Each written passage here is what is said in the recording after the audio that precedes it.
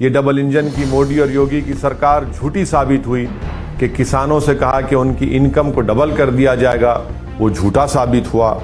फिर हस्तिनापुर की जनता जानती है कि वहां पर स्कूल के नाम पर कोई बिल्डिंग नहीं है। तो बीजेपी के जिम्मेदारों की वजह से ओमकार सिंह तोमर ने खुदकशी की। क्रिमिनल होगा तो बीजेपी में चला जाएगा तो साफ सुथरा हो जाएगा कि अगर योगी को मुख्यमंत्री बनाया जाएगा तो बीजेपी के दफ्तर में कपड़े धोऊंगा।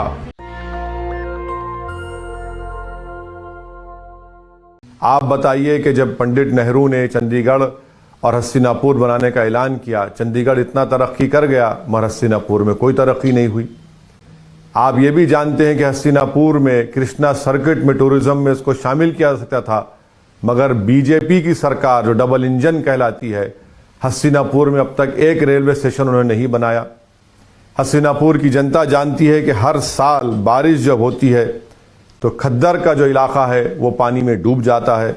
ये डबल इंजन की सरकार हस्तिनापुर में मोदी और योगी की एक ट्रेन का स्टेशन नहीं बना पाई, एक रेलवे ट्रैक नहीं बना पाई। इतनी बड़ी तारीखी ऐतिहासिक जगह है, उसको कृष्णा सर्किट में शामिल नहीं किया।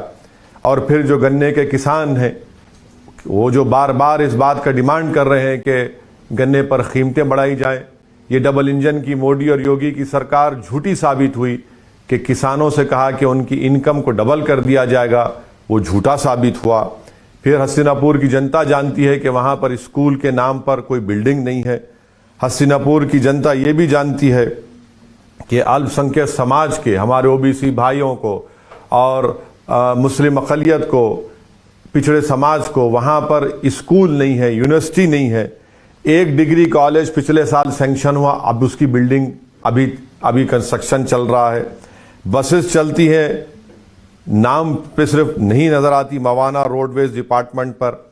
हर जगह हस्तिनापुर में गंदगी, कचरा और सबका साथ, सबका विकास के झूठे बातें जो बीजेपी करती है वहां पर आपको नजर आता है। हस्तिनापुर की जनता ये भी जानती है कि किसकी वजह से ओमकार सिंह तोमर ने खुदकशी की। हस्तिनापुर की जनता जानती है कि जो बीजेपी के जिम्मेदारों की वजह से ओमकार सिंह तोमर ने खुदकशी की। हस्तिनापुर की जनता वो भी जानती है कि किससे कहा गया था कि 15 लाख रुपए दो वरना तुमको एसिड डालने के केस में तुमको गिरफ्तार कर दिया जाएगा। हस्तिनापुर की जनता ये भी जानती है कि कार्तिक पूर्णिमा स्नेहा मेला की तामीर का कंस्ट्रक्शन की बात कब से की जा रही है, उस पर कुछ नहीं होता। इसीलिए मैं हस्तिनापुर की जनता से ये अपील कर रहा हूं कि आप लोग मिलकर इस भागीदारी परिवर्तन मोर्चा, जिसमें हम बाबू सिंह कुशवाहा साहब को ये तय करे हैं कि अगर उत्तर प्रदेश की जनता हमको सत्ता देती है तो पहले 2.5 साल के लिए हमारे बड़े भाई जनाब बाबू सिंह कुशवाहा साहब इस भागीदारी परिवर्तन मोर्चा के मुख्यमंत्री होंगे और 2.5 साल के बाद हमारे दलित समाज के लोग मुख्यमंत्री रहेंगे। और फिर साथ में 3 डिप्टी चीफ मिनिस्टर होंगे, जिसमें अल्पसंख्यक समाज के मुसलमान भी होंगे और दीगर पिछड़े समाज के भी लोग इसमें शामिल होंगे। मैं अब साहिबाबाद विधानसभा के जनता से अपील करूंगा कि यहाँ पर जो भागीदारी परिवर्तन मोर्चा के कैंडिडेट हैं पंडित मनमोहन झा, आप इनके हक में अपने वोट का इस्तेमाल करिए, जिनका सिंबल इंतखाबी निशान पतंग का है। साहिबाबाद असेंबली कॉन्स्टिट्यूंसी में आप जानते हैं कि लाखों की तादाद में हमारे पूर्वांचली भाई रहते हैं।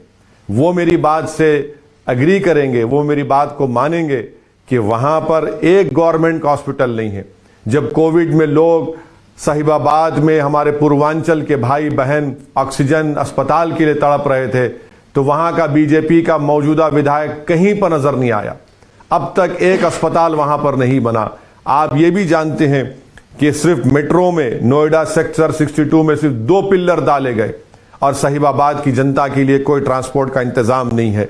बेरोजगारी साहिबाबाद और हस्तिनापुर और उत्तर प्रदेश के नौजवानों का मुकद्दर बनकर रह गया। ये डबल इंजन की बीजेपी, योगी और मोदी की सरकार ने उत्तर प्रदेश के नौजवानों को ठगा है। खास तौर से पिछड़ा समाज के नौजवानों को कोई रोजगार नहीं दिया। पीने का पानी, खास तौर से साहिबाबाद में खोड़ा जैसे इलाके में साफ पीने का पानी उनको नहीं मिलता।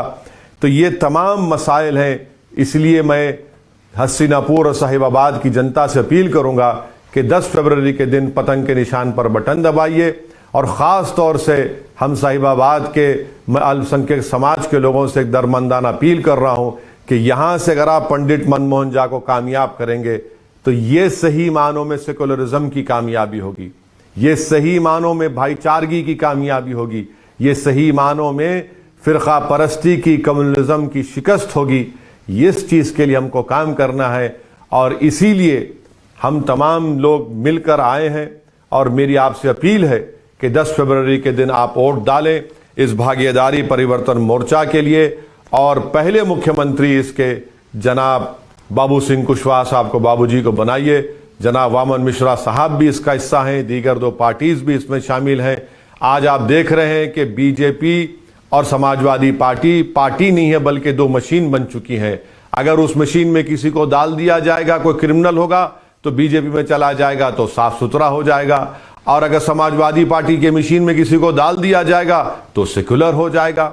आप बताइए कि आरएसएस से ताल्लुक रखने वाले लोगों को समाजवादी हसनपुर से अपना टिकट देती है। सुनील सिंह नामी शख्स जिसने क्या क्या कहा था कि अगर योगी को मुख्यमंत्री बनाया जाएगा तो बीजेपी के दफ्तर में कपड़े धोऊंगा, प्लेट्स धोऊंगा, आज वो समाजवादी पार्टी में शामिल हो चुका है। इसीलिए इन लोगों की इन दोगली पॉलिसी को, इनके इन झूठे वादों को आपने पहले भी आजमा चुके हैं। एक नया विकल्प के तौर पर आपके सामने ये कमजोर लोग मिलकर आए हैं। आप इन कमजोरों को ताकत बख्शिए ताकि आपको ताकत मिले, आपको इंसाफ मिले, नौजवानों को उनका हिस्सा मिले।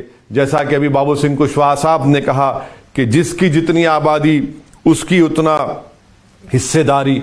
ये पूरी लड़ाई हिस्से की है और हिस्सेदारी की लड़ाई में हम हस्तिनापुर, साहिबाबाद, बल्कि पूरे उत्तर प्रदेश की जनता से अपील कर रहे हैं कि आइए अपना हिस्सा लीजिए। बीजेपी आपको हिस्सा नहीं देगी। हिंदुत्व के नाम पर आपको वोट लिया और ठाकुर राज आपको मिला।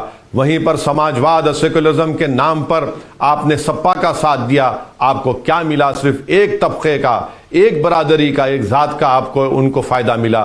तो आज आप अगर इस भागीदारी परिवर्तन मोर्चा के हक में अपने वोट का इस्तेमाल करेंगे तो मैं आपको यकीन दिला रहा हूं कि सही मानों में तमाम कमजोरों को उनका हिस्सा मिलेगा, उनको इज्जत मिलेगी, डिग्निटी मिलेगी।